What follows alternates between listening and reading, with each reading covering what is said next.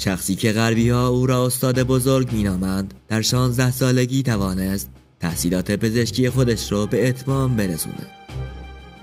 کتاب قانون طب او تا اواسط قرن 17 در دانشگاه‌های اروپا تدریس می‌شد.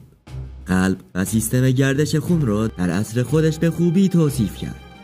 علاوه بر پزشکی در فلسفه، نجوم، شیمی، جغرافیا، زمینشناسی، روانشناسی، الهیات، منطق، ریاضیات و فیزیک نیز مقالاتی نوشت. در سمت پنهان ما دهانه‌ای به نام او نامگذاری شده. پوستر و سردیس او در آکادمی پزشکی فرانسه نصب شده.